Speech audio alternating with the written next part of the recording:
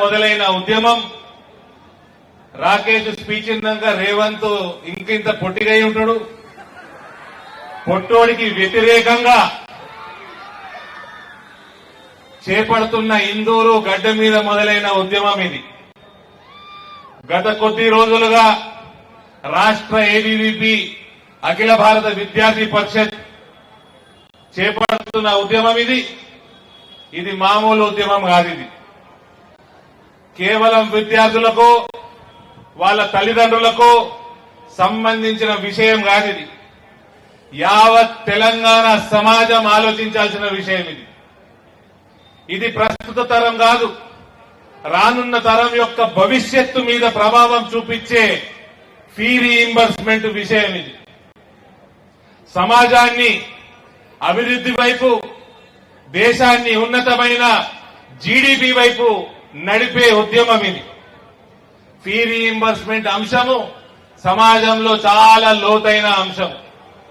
కొన్ని లక్షల కుటుంబాల జీవిత గతులను మార్చేటువంటిది, ఉన్నత స్థితికి చేర్చేటువంటి అంశం ఇది.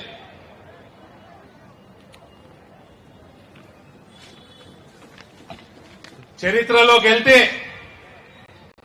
దీనికి ఇందూరు గడ్డ మీద ఏ రకంగా ఇందూరు గడ్డకి రుణపడి ఉన్నారో లక్షలాది మంది అమెరికాలో ఉద్యోగాలు చేస్తున్న ఎంఎన్సీలు నడుపుతున్న సాఫ్ట్వేర్ ఇంజనీర్లు అందరూ ఇక్కడ ఇందూరు గడ్డకి రుణపడి ఉండాలి. దీనికి ఒక చరిత్ర ఉంది. ఆనాటి ఉమ్మడి ఆంధ్రప్రదేశ్ కాంగ్రెస్ కమిటీ అధ్యక్షులు ఆయన మెదడులో వచ్చిన ఆలోచన ఇది. బడుగు బలహీన వర్గాల పిల్లలు ఫీజులు కట్టలేక, ఉన్నత విద్య చదవలేక, జీవితాల్లో మార్పు రాక, అంధకారంలో అభివృద్ధికి దూరంగా నెట్టివేయబడుతున్న రోజులవి.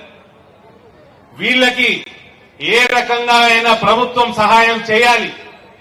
ఉన్నత విద్య, ఇంజనీరింగ్, టెక్నికల్ ఎడ్యుకేషన్, మెడికల్ కాలేజీలు ఈ రాష్ట్రంలో ఉన్నాయి. కానీ వీటి ఫీజులు కట్టలేని పరిస్థితి లక్షలాది కుటుంబాలకి ఆ రోజు ఆ పరిస్థితి ఉండేది.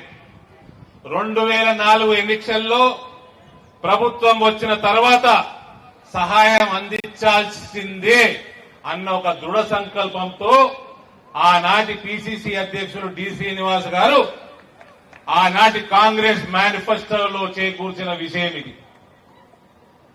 కాలేజీలు నిలవాలంటే స్టూడెంట్స్ కావాలి, స్టూడెంట్స్ చదువుకోవాలంటే కాలేజీలు కావాలి, ఉన్నత విద్య, సాంకేతిక విద్య చదవాలంటే వేల రూపాయలు, లక్షల రూపాయల కట్టాల్సిన పరిస్థితుల్లో గరీబోలు ఉండాలి.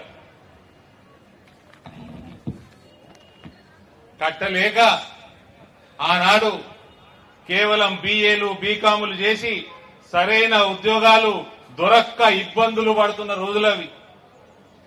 కొన్ని సంవత్సరాలు బీసీ, ఎస్సీ, ఎస్టీ, మైనారిటీ మరియు అగ్రవర్ణాలలో ఉన్న పేద పిల్లలు చదువుకోలేని జీవితాలు ముందుకు పోక ఇబ్బందులు పడుతున్న రోజులవి. అప్పుడుగా సాఫ్ట్వేర్ ప్రపంచంలో దూసుకుపోతున్న రోజులవి.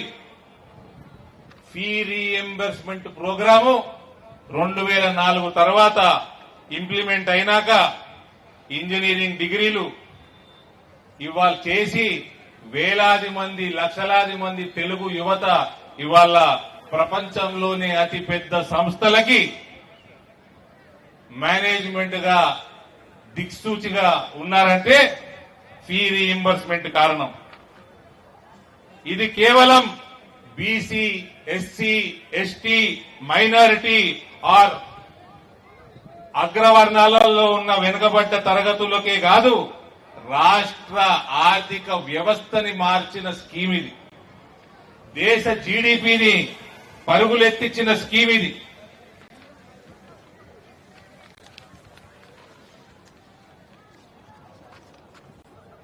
ఇవాళ అటువంటి స్కీమ్ని నేటి రేవంత్ రెడ్డి ప్రభుత్వంలో ఏ గతి పట్టిందంటే మళ్ళా రేవంత్ రెడ్డి గురించి ఆలోచన చేస్తే వాళ్ళ మేనిఫెస్టో యాదికొస్తుంది నాకు. యువ వికాసం పేరు మీద ముఖ్యమంత్రి కాగానే అన్ని బకాయిలు చెల్లించేస్తాం. ఈబీసీలు, ఎకనామికలీ వీకర్ సెక్షన్స్ ఉన్న ప్రత్యేకంగా వాళ్ళ ఇన్కమ్ స్లాబ్ ని మారుస్తాం. 5 లక్షల భరోసా కార్డుని ఇప్పిస్తాం. ల్యాప్టాప్లు ఇస్తాము. హాస్టల్ ఫీజులు కట్టేందుకు కూడా ఈ 5 లక్షల రూపాయల ఏదైతే భరోసా కార్డు ఉందో అది పనికొస్తుంది. ఇక మన ఏమెత్తబొమ్మను షోరూంల దగ్గర స్కూటీలు, ప్రతి గ్రాడ్యుయేట్ అమ్మాయి గ్రాడ్యుయేషన్ చేస్తే స్కూటీలు ఇస్తాం. ఇక్కడ కాంగ్రెస్ జిల్లా కాంగ్రెస్ అధ్యక్షుడికి స్కూటీల షోరూమ్ ఉందంట. మా శ్రవంతమ్మ చెప్తున్నారు, నేను చెప్తలేను, శ్రవంతి గారు చెప్తున్నారు. ఫస్ట్ ఇడికెళ్ళే మొదలు పెట్టున్నారు స్కూటీలు ఎత్తుకపోవడం. పాత బకాయిలు 10,000 కోట్లు, కొత్త బకాయిలు 2,000 కోట్లు. ఆ తర్వాత వందలాది సంఖ్యలో కాలేజీలు హైకోర్టుకు పోయినాయి. గవర్నమెంట్ ఏమన్నది, జూలై 31 లోపల 2nd, 3rd, 4th year students అందరికి కూడా వాళ్ళ బకాయిలు క్లియర్ చేస్తామన్నది. 15 ఆగస్టు లోపల ఫస్ట్ ఇయర్ స్టూడెంట్స్ బకాయిలు అన్ని కూడా క్లియర్ చేస్తామన్నది. హైకోర్టు కాలేజ్ యాజమాన్యాలకి పిల్లలని ఫీజు అడగకండి, స్టేట్ గవర్నమెంట్ కమిట్ చేసింది కోర్టుకి, అప్పటిదాకా వెయిట్ చేయండి అని హైకోర్టు చెప్పడం జరిగింది.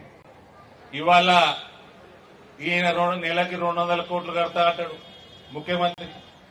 నీకున్న 12,000 కోట్ల బకాయిలకి ఇంట్రెస్ట్ కూడా సరిపోవు. 200 కోట్లు కడితేనట స్టూడెంట్ కి 30 రూపాయల 300 రూపాయల 300 రూపాయలు వస్తాయట. ముక్కులో పెట్టుకుంటారా నా పొట్టోడ? అంటే 200 కోట్లు ఇస్తే ఈయన ఇంట్రెస్ట్ కే సరిపోదు. పొట్టోడు ఎప్పటిదాకా ఉందాం అనుకుంటున్నాడు ముఖ్యమంత్రి. ఇవాళ ఎలక్షన్ పెడితే ఇదే విద్యార్థులందరూ నిన్ను బొందలేసి తొక్కుతారు, నీ పార్టీని. నిన్ను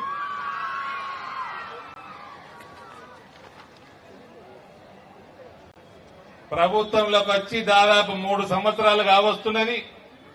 ఈ రేవంత్ మెస్సీని పిలిచి ఫుట్బాల్ ఆడినట్టు ఆడుతున్నాడు. ఈ విద్యార్థులతోటి వాళ్ళ జీవితాలతోటి ఫుట్బాల్ ఆడుతున్నాడు. నెలకి 200 కోట్లు ఇస్తా, బిచ్చం వేస్తా, 7 కడతావు చెప్పాలనా? పొట్టోడా భూమి అమ్మినం ఈ మధ్య, దాని వివరాలే ఏడున్నాయి. రాయదుర్గంలో 3 ఎకరాలు అమ్మితే 2,500 కోట్లు వచ్చినాయి. అదే రాయదుర్గంలో మళ్ళా మొన్న మేల 6.5 ఎకరాలు అమ్మితే 1,500 కోట్లు వచ్చినాయి.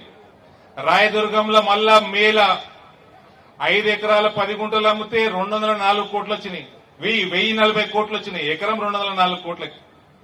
మళ్ళా ఉస్మాన్ సాగర్ లా ఈ మధ్య 48 ఎకరాలు అమ్మితే 3,500 కోట్ల దాకా వచ్చినాయి. ఇయే 8,500 కోట్లు. పొట్టోడా ఈ 8,500 కోట్లు కట్టు, తక్షణమే కట్టు.